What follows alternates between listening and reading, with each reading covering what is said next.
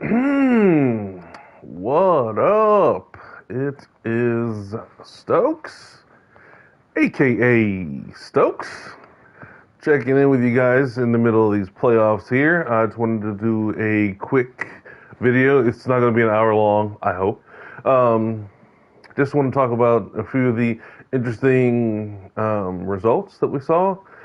So, we've had a really, really good playoff so far. It's been super interesting to see how things um, are turning out in these games. And big shout outs to, of course, Jason Wilson and also to Clark for what you guys have done so far.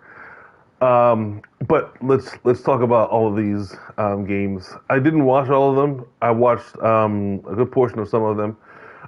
I checked in with the Jets game a little bit, and then I saw it getting out of hand, so I didn't really watch a whole lot of it. But um, excuse me, in the last video I did, I said I don't think anyone is going to win a game in the playoffs having a negative turnover differential. Now let's see if I'm right. I don't know necessarily whether I'm correct just yet, but I mean, when you tell me someone lost the turnover diff 8-1, I'm going to say they got blown the F out because, I mean, giving someone 7 extra possessions, you cannot do that. And possessions are so important in these playoffs. And as we get into the other games, I'll talk about that quite a bit. But you just cannot give up possessions. It's just not something that you can do in these playoffs because people play a lot tighter. They don't play, they don't do a lot of risky stuff. They for the most part, people just run the stuff that they know how to run so they can ensure that they have the best opportunities to score. Sometimes in regular season games, there can be alternate agendas. It could be someone deciding, okay, I'm going to spend this game working on this new formation so I can have it ready for the playoffs. Or someone has a breakout game and they spend the whole game focusing on how they're going to get this person the right stats. So they adjust the way they're playing to fit a breakout scenario. So in the regular season, it's really difficult to take any of that with much of credence. But that being said, I mean, regular season games are important naturally. But at the same time, you can't just say, okay, well, you know, how they played in the regular season, that's going to be how they play. And in this game, Jorel, 8 turnovers. So, I mean, it is what it is there. It's just expected. The next game, I only caught a little bit of this game, the very tail end, but it looks like it was a really back and forth game. Oh, look at that, Buffalo 24 points in the fourth quarter to come back. It's crazy. That doesn't seem logical, but at any rate, the culminating point was, Tony ran a play. He motioned out, I think it was a running back, and nobody went with him. So at that point, I was looking at my phone, watching, and I was like, Tony, do not throw that to him. Do not, no matter what route you put him on, do not throw it to him, because you have to realize there are levels to this game. There are people that you can expect aren't paying attention, and there are people that they are paying attention, and Clark is the latter. And I would think that all of the people in the playoffs are the latter. And if you see someone not going with the motion guy, it isn't as if your opponent forgot that there was a motion guy. They're paying attention, so they're watching the screen just like you're watching the screen. So they did that for a reason. And what Clark did, he sat there and he didn't even move until the snap. So Tony thought he was open. He threw a wheel and it got picked off by Clark. But it's just a PSA for people when you're playing guys who are known or reputable playoff contenders. If someone has a good user, I mean, and by the time you're in overtime or whatever, you know whether the person you're playing has a good user. Like I can understand not knowing in the first quarter, saying, okay, let me test this. Maybe he's not paying attention right now. let me test them. And I mean, everybody. I don't want to say everybody, but most people, they one or two times in the game they will test someone's user because it's an important thing to do. You wanna make sure they know that you're not afraid to go at them. And in the first quarter, yeah, that's fine. Maybe that was just a bad mistake. But by the fourth quarter, you know whether this person has a good user or whether they can be attacked. And obviously, Tony paid the price on that one. But it was a really good game, and it was a nice back and forth game. And at the end, the guys were just I don't know what happened, but it was like three turnovers in overtime, I think, and it's just a back and forth thing. So Clark won that game. Go Bills. And turnovers 3-1. So -2 for Tony, and he lost the game. Next up, we talk about this game. So the Browns and the Chargers. Now, during the last video, I mentioned these high flying offenses, how these people react when they're taken into deep water when they're not able to do all the things that they normally can do, and how they react, how they play their game. Just because someone is scoring 60, 70 points in the regular season, that doesn't mean anything when it comes to the playoffs. And this is what I was saying in the first video when I was talking about Ader, just seeing what he's going to do in the playoffs, because everything changes. You're playing a different person, and the strategy it's a tale as old as time. It happens in real life. It happens in Madden. When you have a high-flying offense, if you shorten the game and you force them to get frustrated, which is what Wilson did in this game. So he shortened the game. If you look, 156 rushing yards.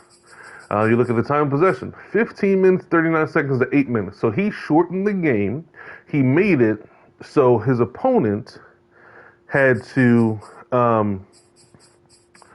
he made it so his opponent had got to the point where he was trying to get scores quickly, and it forced him out of his rhythm. It got him to the point where when he was down, he started to he had a few panic throws here and there, and that is what you see, is what you've seen in real life when the Patriots played the Rams, both times in the Super Bowls. So when it was the greatest show on turf, and then in the latest iteration with McVay, when you force these teams to play a certain way, you take them into deep water, it affects them. And it's happening with the Chiefs now.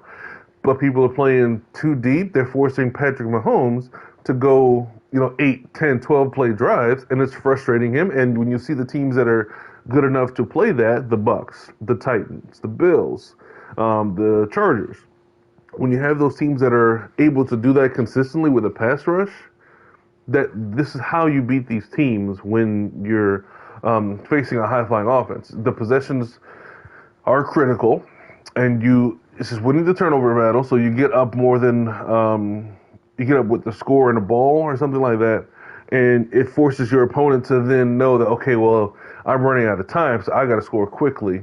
And if you have a good running game, it is exactly what is necessary to beat the teams that are high scoring teams.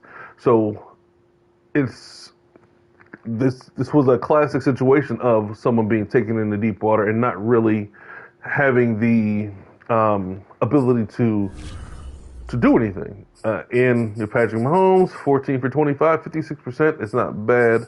2 touchdowns, 2 interceptions. So the running game was the one here that really took over. 8 yards of carry. He had to carry for 63 yards. So, I mean, the rest he had, 82 on 17. So it's just consistent carries, consistent. And Wilson is a good competitor. So that was a great game played by him. Ader, with all his trash talk, didn't win a playoff game. I mean, that's just... The playoffs are just different. It's just different no matter what you're expecting or what you think you're going to see. And if you think you're just going to, score 50 points in the playoffs or just blow whoever you see out. This is not going to happen. You have to prepare for something different when it's playoff time. Unless, of course, just suggesting the Jags and you just get 47, 8 turnovers. Is what it is there.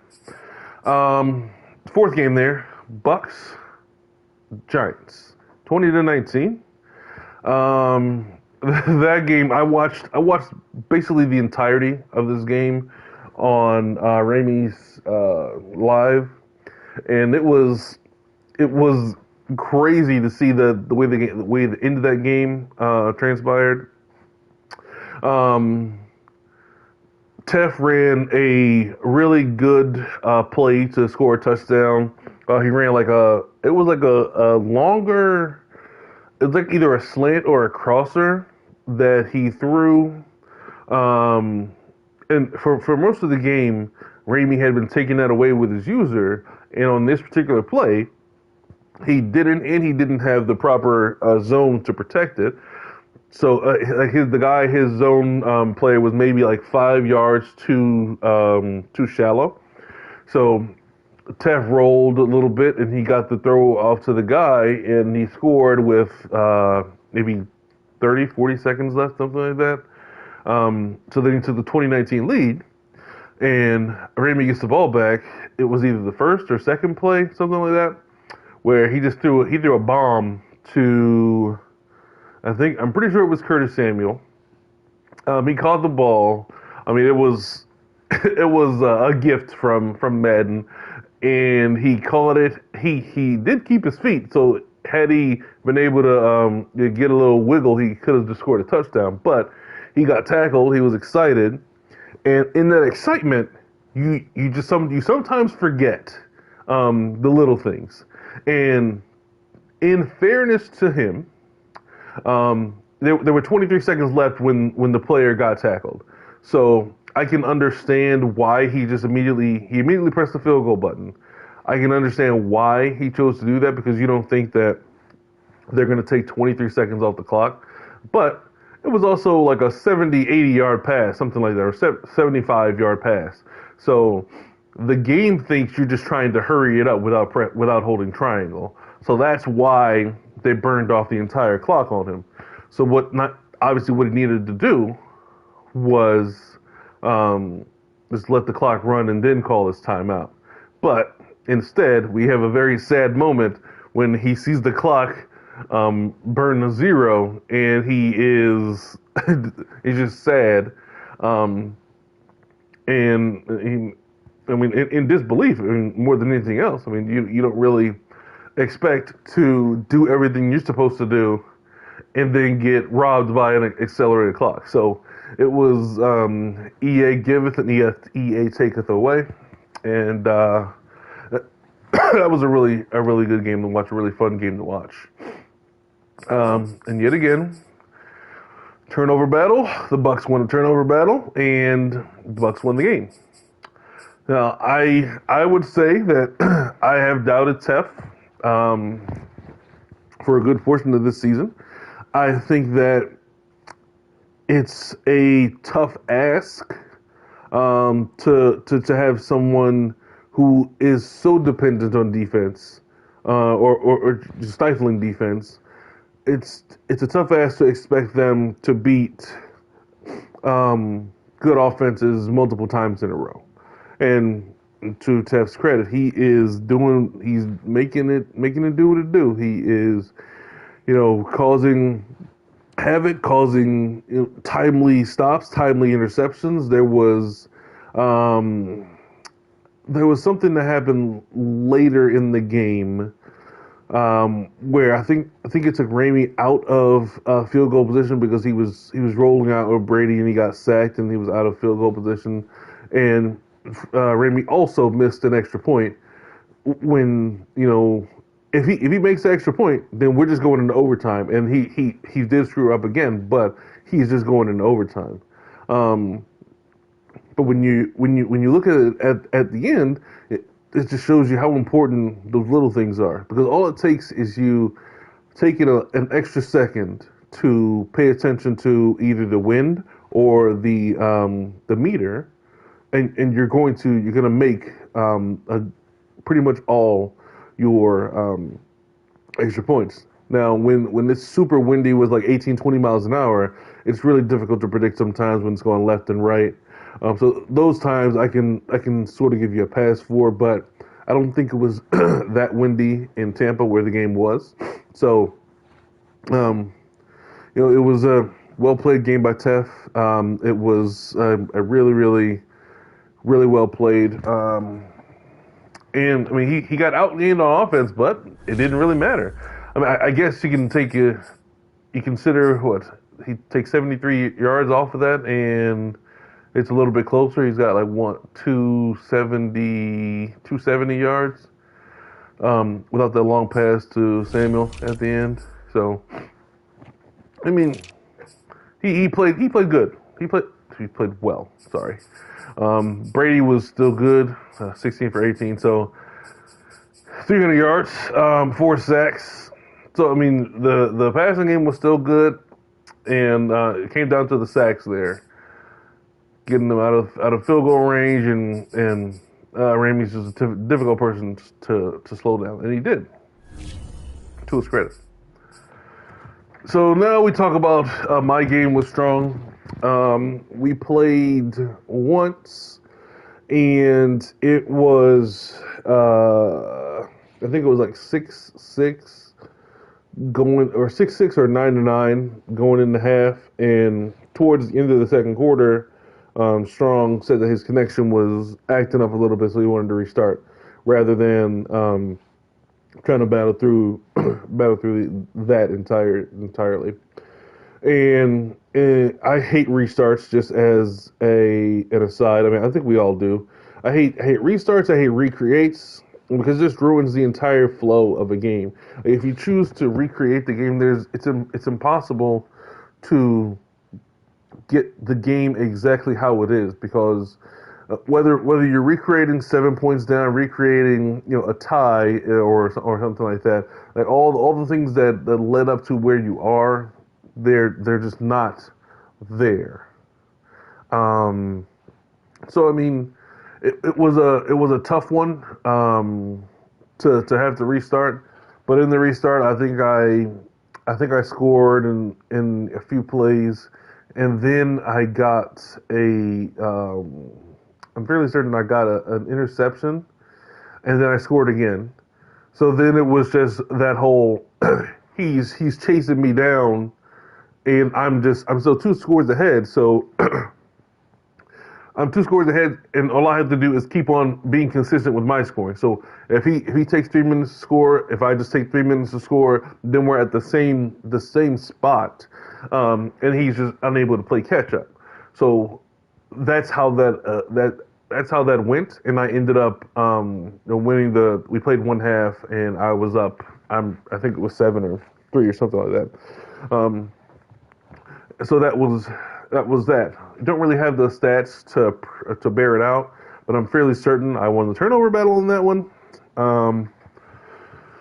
And I ended up getting the force win. So it was a tough game. I was doing some unconventional things to try and play defense, and it worked pretty well for his main offense or main mode of moving the ball. But then he started to switched up formation, switched up the play calls, and it became a little bit more difficult for me to move the rock. Or I'm sorry, to defend him moving the rock. And by the end, I wasn't really stopping him. It was just a matter of making sure I kept scoring. Because once you're up 2 scores, it's like I don't know how many of you guys are tennis fans. If you see someone with a really good serve, like John Isner, if you see him get up a break, it is really, really tough for anybody to catch him because his serve is so good. So he doesn't really have to do a whole lot when he's returning the ball. He can just conserve his energy and get ready for his serve. So he can just slap the ball, a bunch of slices and stuff like that, and not really worry, and just hope his opponent makes another mistake. Because if he does, then it's really over. So all he's got to do is worry about his serve.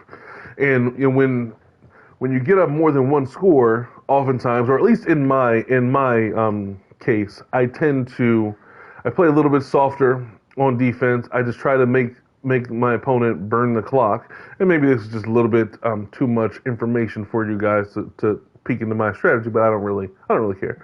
You can know what it is, but still got to deal with it. But I play a little bit softer, try to make the person run the clock a little bit more, and I'm okay with them taking 3-4 minutes off the clock, and to end up getting to where they need to get. Because if I'm up 2 scores, there's no way they're going to take the lead in this on this possession. So I play a little bit soft. I force them to burn the clock, and then I get the ball back, and I just try to do what I do. And for the most part, that works, and it forces, when time gets lower and lower and lower, it forces the opponent to try and do things out of their comfort zone. So maybe they blitz when they know they shouldn't, or they do a man blitz or a zone blitz or whatever, rather than playing the normal defense, because they know they have to get the ball back. They know I've got the ball and the lead, so they end up doing something that's out of character, and then ends up getting me another point, another score, another touchdown, and then we're back in the same position, but we have 5, 6, 7 fewer minutes on the clock. So it's just the strategy that I tend to use when I get up more than one score. And in the playoffs, it's very similar. People get nervous, and they know that, okay, well, I've got to do something. So just a little peek into my strategy when it comes to playing, most of the time. Sometimes, I mean, it's just I'm just trying to score just as much as the opponent is. Like my game against Strong, I mean, it was 6-6 or 9-9 at half, so neither of us were getting in the end zone. We were just kicking field goals. So the last game, I didn't watch any of this one, but it was Self 42, the Niners, Jeremy Miles 16. So he had 16 points to have 16-14, and after halftime, it looks like there was nothing doing for his offense. Outscored 28-0 in the second half, and to make it look not very close. So I wish I could have watched this game a little bit. But it looks like Mayfield 3 interceptions, 2 sacks. Did Jalen Hurts get hurt in this game? Interesting. But it looks like Bryce Perkins was still good regardless. It's interesting if he did get hurt. We'll see. I'll go check it. I'll check on it before this game is over, or before this thing is over. Antonio Gibson 5 rushes for 5 yards. Looks like he split the carries pretty well with his running backs. DK Metcalf is a problem. He's just really, really difficult to stop. So that was it for the first round. So then we go into the divisionals. Only 2 games played there. So firstly, my boy Gas playing against Wilson, who I know Gas was super confident going into this game because I don't think Wilson has ever beaten him in a game, and also Gas swept him in the regular season. And I think one of the games he lost by 20 something. So I know Gas was going into this one feeling like, okay, well, it's about to be game time, and I'm gonna run away with this one. So of course, in this game of Madden, 1 game sample size, you cannot count your chickens before they hatch. And it looks like, I know that Wilson played another really good game. The turnover battle was 2-2, and to Wilson's credit, he outgained Gas by over 100 yards. And Gas's offense, Lamar Jackson with a bunch of superstar wide receivers and Derrick Henry, it is surprising that you have an opponent outgain them by over 100 yards. So, I mean, this is playoff football. And Wilson has players that are difficult to cover. Like Jalen Waddle, having that kind of speed is really difficult to cover. and as far as playing the game, Lamar had a pretty good game. 18 for 21, so that's a good game on his end. Um, he just wasn't able to get consistent stops on defense. 15 for 19 for Kirk Cousins, and Jonathan Taylor again was good. Derrick Henry is finally running the ball again. Is happy to do that, but at the end of the game, it was a back and forth fourth quarter, and the guys were just throwing haymakers at one another, and it just so happened that Jason was able to hold on for long enough to win that game. And between Gas and Ader this entire season, Wilson hasn't been saying much. He's just been under the radar. He was potentially out of the playoffs had he lost a few games at the end there. So it was a good game for him. I know this wasn't a great confidence booster for my boy Gas, but at the same time, hopefully it'll keep him motivated for the seasons to come, and we all get robbed of the opportunity for him and Ader to play. But they'll play again next season in the regular season because they both won the division. So we'll be seeing them playing one another again. But Wilson, he's got an unconventional defense in my opinion. There are times when he's playing on the D line, and that's really, really frustrating. And there's times where he's playing. He can play any position on any given play except for cornerback, and that's something that is difficult to prepare for when you don't know where someone's going to be post snap. So you can see someone moving a guy around pre snap, and I think, okay, all right, so that person is a user. They're on the left side of the field. I know that they're not gonna have time to defend this route combination on the right side of the field. So I'm good over there. Or you see someone playing middle linebacker, so okay, I've got a quick pass over on the left side. He's not gonna be able to defend it unless he just runs out of there immediately. So these type of things, when you know where someone is pre-snap, it makes offense. I don't want to say easier because it's not really, because there are other factors that can determine whether you can make the play work. But knowing where someone's going to play, it can make your plan as far as how you're going to attack them a little bit more consistent. So with the guys playing on D line, or if a guy's on D line, okay, you know that you're not beating a user anymore. You're just hoping that you get enough time, because AI isn't always going to be able to cover every single route the way a user can. A user can see a drag with a post behind it, or he can see a crosser with a drag under it. A user can see those things and run go off the crosser to attack the drag, or go off the drag to attack a post or an in route. So users can do that. A computer is not. So if a person's playing D line, that's it's advantage offense, unless the person playing D line is good at it, and Wilson is good at it as far as breaking the blocks, and he also dies the quarterback, so it gives you even less time as well.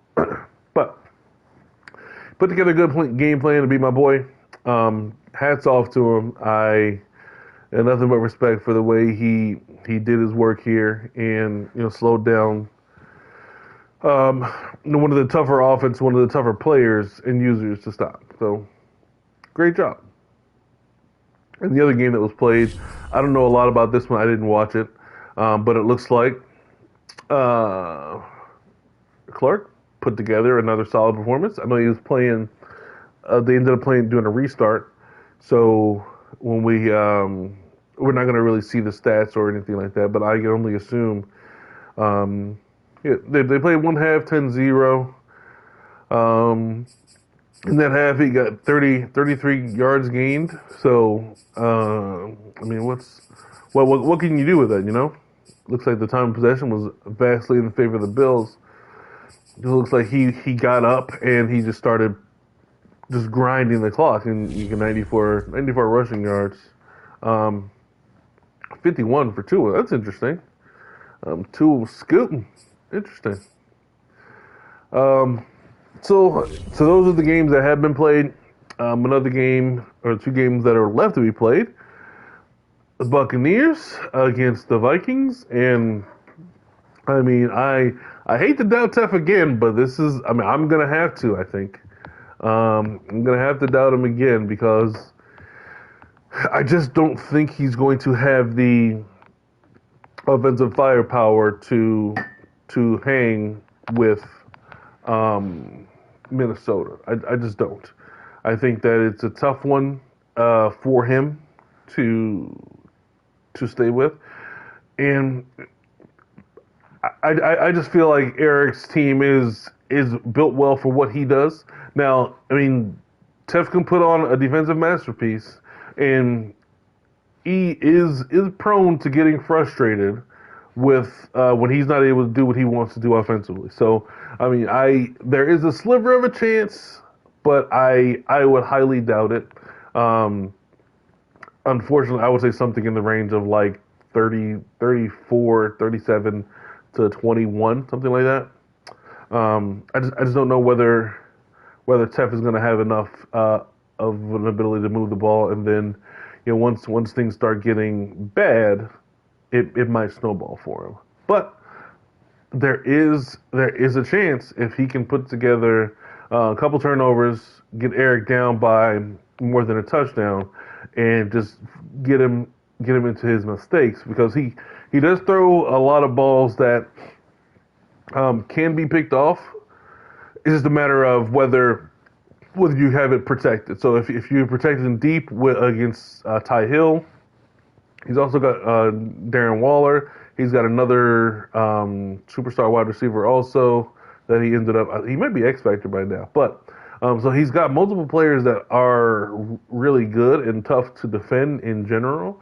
It's just a matter of making sure you do that and you're able to defend him in general when he has Aaron Rodgers. So it's going to be even if you have the perfect defense, it's entirely possible that Rodgers is going to hit you with a dot, and there's not much you can do about it.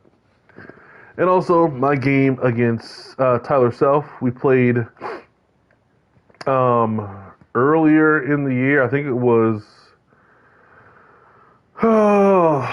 week 16 maybe, and it was a back and forth game. Got down to the 1 yard line. I just needed a touchdown to win. Got to the 1 yard line. It was, I think, second down. I got stopped with Chubb. Chubb, who had already had his ability unlocked, so he was in the orange zone. So he got stuffed for a loss. I didn't have any timeouts, so I hurried up and ran again from the 2 and got stuffed. So it was a really, really good game, and it should be. I'm expecting another good one. So it's hopefully I can win that game. Let me check to see if homeboy is injured. Cowboys. Jalen Hurts. He is not injured, so he'll be in there for the game. So we'll see how that goes. I'm excited to get this game played and see how the rest of the season is going to transpire. So it's been a great playoffs. I expected that we were going to have a good playoff season, and I was not disappointed whatsoever. So good game to all you guys out there who played so far, and good luck to the guys that have left to be played. One mention of the bracket there. I said in I said during the last pod or video or whatever that I wouldn't be surprised if we saw an AFC East team in the championship round, and I wasn't wrong. I'm not surprised, but I was surprised at the team. This Clerk, I mean, I think he was when I did my last video, he was third in this division. He didn't really have much of a chance to do it, but he came around and he ended up winning the division. And right now he is hot. He's playing well, and we have a defensive battle in the conference championship rather than what we might have expected. All of us were expecting, for the most part, all of us were expecting some form of Steelers versus someone or Chargers versus someone where it's going to be offense versus defense. Whereas in this game, it's really two defensive-minded players that are going to be matched up in this conference championship. And I don't think that, aside from the two users themselves, I don't think that anyone else would have picked one of them to make it through the AFC. So it's hats off to them. Shouts out. I mean, the Browns are a 7th seed, potentially making it to the Super Bowl. So shouts out to them. It's been really fun to watch the AFC playoffs and the games that I've watched. And the NFC we haven't even started yet, so we'll see how that goes. Hopefully, I'm able to put in the work I need to put in to make it to the conference championship and play either E or TEF. But can't take this game for granted. I've already lost one myself, so I got to be ready for that game, and I got to play well. And hopefully it's a good game if you end up watching. So peace out. This is your boy Stokes, a.k.a. Stokes.